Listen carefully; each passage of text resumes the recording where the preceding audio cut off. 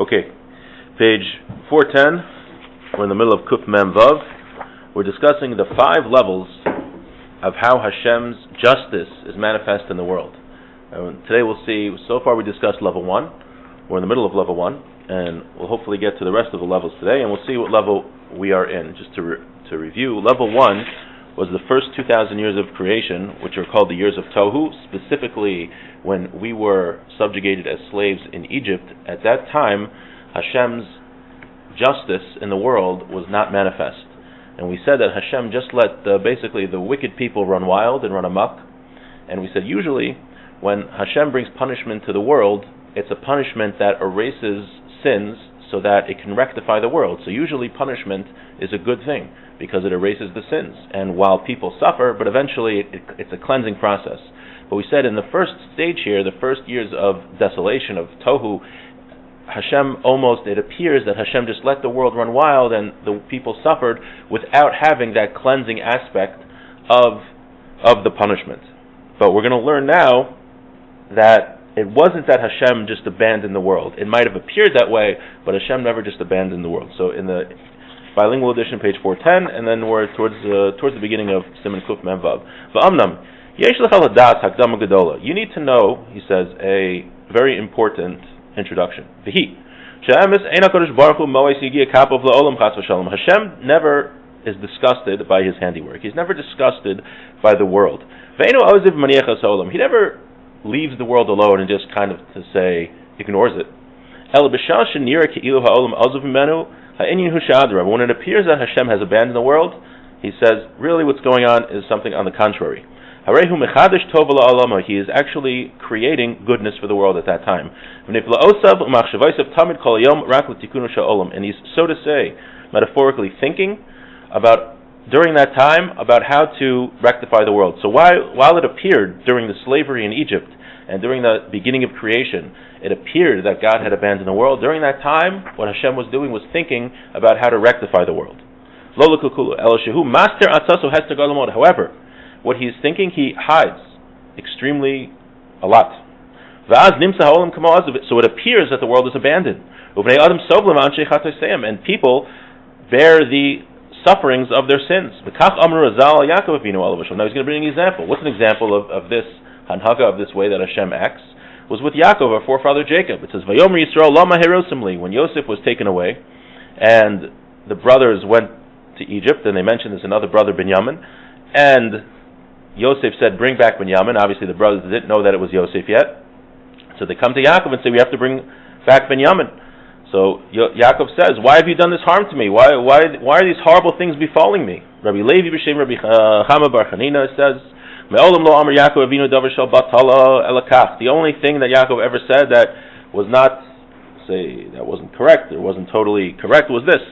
Elakach amar Kadosh Baruch Hu. Hashem said, Ani osik lahamech b'ro mitzrayim. What am I doing right now? As we know, what was Hashem doing during this entire process when Yosef was taken captive, and Yaakov was suffering. He didn't know what happened to Yosef. We know, we've heard the story since we were kids. So like yeah, okay, it's fine. Yosef's going to become the king, and everything's going to work out, and all of his family will be provided for during the famine. But Yaakov didn't know at the time. He was suffering during Yosef was missing, and then he thought they're going to take Binyamin. So Yaakov says, why did you do this evil to me? Hashem said, Nistra darchei Hashem. Says what is happening is what's happening hidden from Hashem. So the Ramchal continues, the entire time, all those years when Yaakov was suffering because Yosef was taken away, what Hashem was doing was setting into motion a process that would eventually make Yosef in power and would make it so that Yaakov and his entire family would be provided for in peace and tranquility. Since it was such a deep thing that Hashem was doing, Yaakov was in pain. And this is an example for everything in history. Any time that Hashem wants to make an elevation for a single person or for the world, when that goodness comes about, it's only through a hidden plan of Hashem. Va'al ken yikar kodem lo tsar. So what we call that happens before the plan comes to fruition, we call it pain. Like it says, Shalosh matanos tovas nasan HaKadosh Baruch Hu Yisrael. There are three gifts that God gave to the Jewish people, V'kula no nasnan al ayidei surim, but they're only acquired through pain and suffering. What are they? They are Torah, the land of Israel, and Olam Haba, in the world to come. So it's interesting, he's saying here that when it appears in the world that Hashem has totally abandoned the world and the evil people are in power and it seems like there's no rhyme or reason to anything that's happened, he says, specifically at that time is when Hashem is making a plan to bring goodness to the world and to rectify the world, and the example of that, the paradigm of that, is what happened to Yaakov. Now it's interesting, he says that that was preceded through suffering. Yaakov went through, it wasn't a fake suffering, it was a real suffering. Yaakov didn't know what was happening. It was hidden from him where Yosef was. It was a real suffering. So any time we can see, and he says this applies to an individual's life, or to the Jewish people, or to the world as a whole. So anytime either the world is suffering, or we're suffering in our private lives, it could be at that time, because any great elevation that's going to come is preceded by suffering. Now, why does it have to be preceded by suffering? That's the thing he points out here in the footnotes. He's not really sure why it has to be preceded by suffering. Right, but he discusses it. He gives some suggestions here. I'm not really sure. But if you have the bilingual edition, you can look at footnote 45, where he makes some suggestions why it has to be preceded by suffering. Okay, but needs further research. Let's go back to our topic. So we're saying this is all the first level. This is where Hashem's justice is hidden. And He doesn't reveal His justice to erase evil from the world. Hashem is not known in the world during this time. Now, when was this time? This time, he says specifically, was during the slavery of Egypt. Now, level 2. We are on level 2 right now, he says. Okay, so we're not level 1, that was pretty bad. We're level 2, which is a little better. We do not have prophets. We don't have miracles occurring. Right? Because if you had miracles occurring, then people would believe in God. We're going to see though that a miracle, similar to what the Rambam says, seeing a miracle is not the ultimate way to believe in Hashem. We'll see soon. Nowadays we have somewhat of a revelation. Now,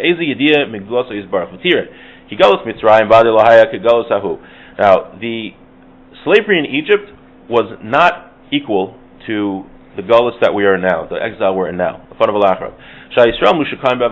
the Jewish people were in Egypt, they were just totally consumed by their work.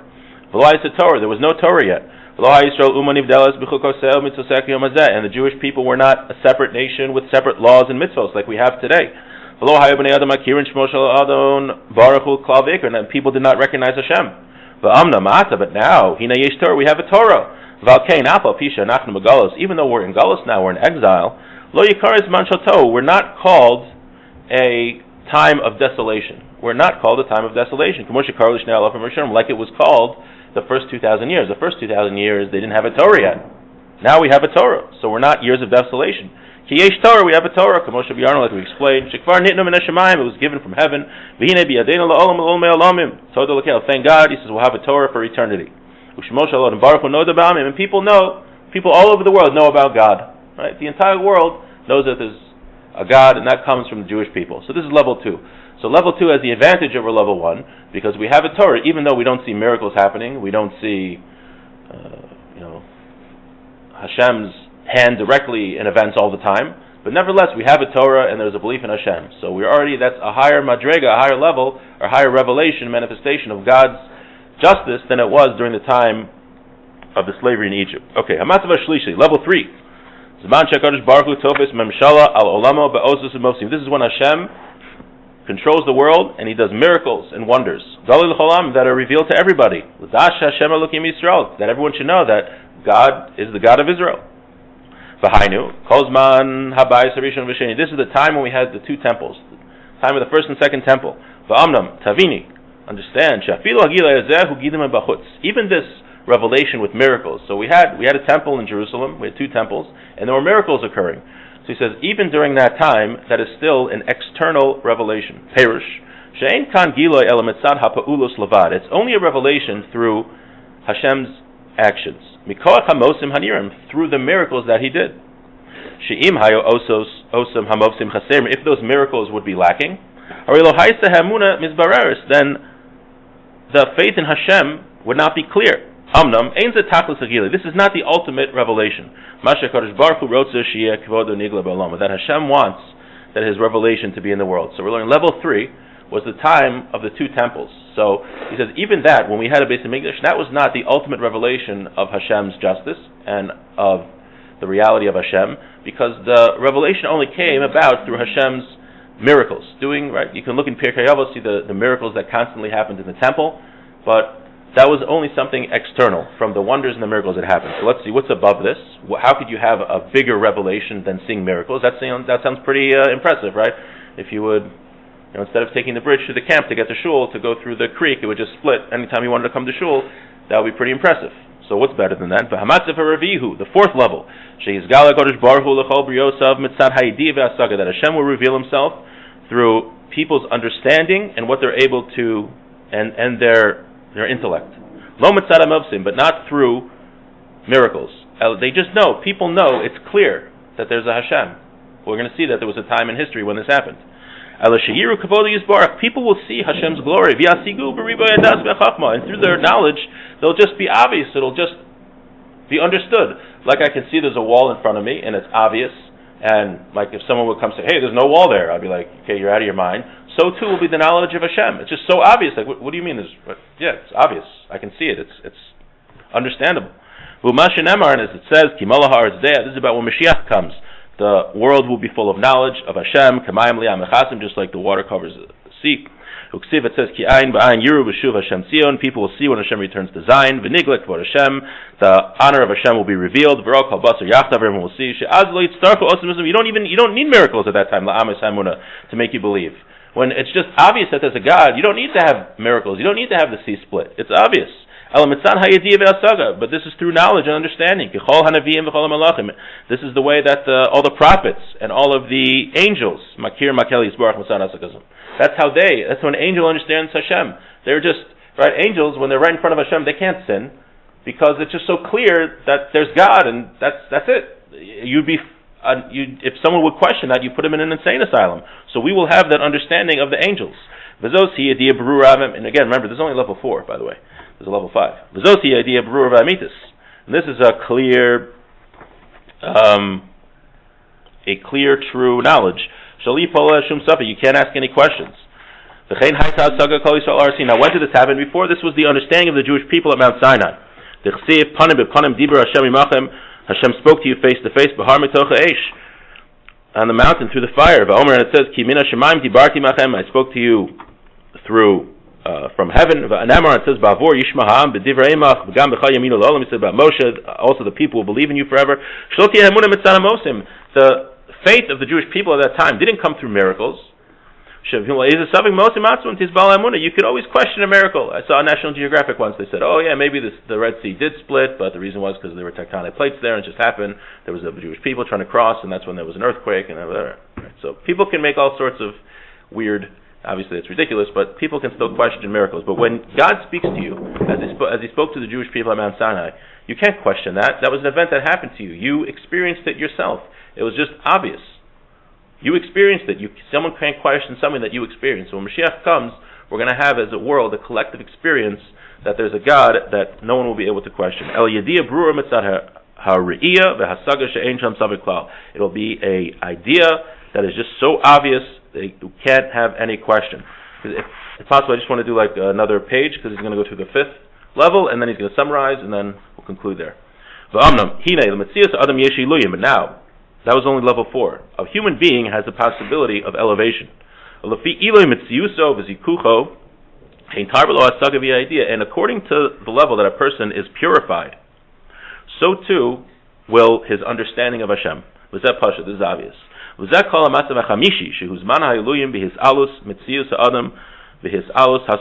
this is this is the level 5 that we're going to discuss. So after level 4, where a person understands God, it's just so clear, he can even have higher levels of understanding of Hashem. Before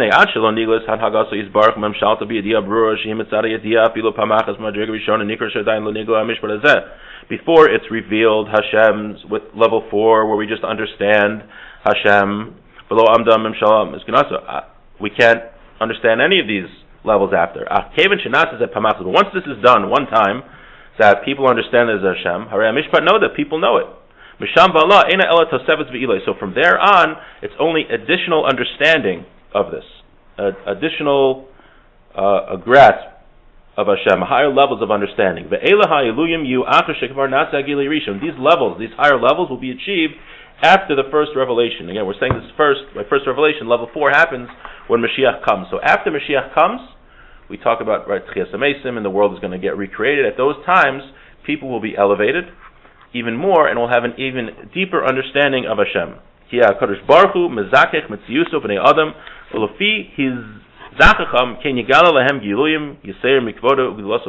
Hashem is going to do at that time, is to purify people more, and according to how much they're purified, they will have a deeper understanding of God. And this, so now he's going to summarize all of the levels of Hashem's revelation of His justice to the world. At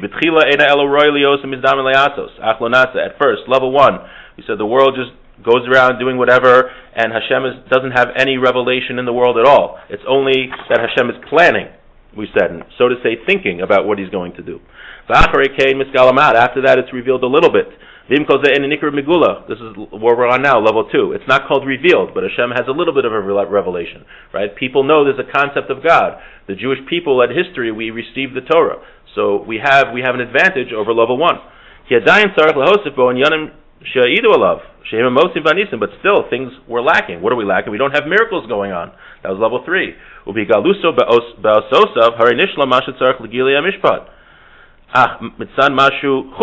Now, when you have miracles, he said, that completes the total revelation of Hashem's justice in the world and knowledge of Hashem. He says, but that's still external. If we believe in Hashem through miracles, that's still an external thing. But so then you have an internal recognition of Hashem, Perish Mitzad Yediyah, from our knowledge, V'hasaga, and our understanding, Shehu Atzmo Yemusuk, that we just understand without miracles about the knowledge of Hashem. And after that, there are additional levels, according to what we need to understand. And then the Ramchal concludes here, I want to explain to you something pleasing. He's going to explain in the next section about how these 5 levels we actually see a representation in the world we're in now. So even though now we are only on level 2, we're going to see that there is examples and dugmos of the 5 levels even in the world that we live in now. Thank you.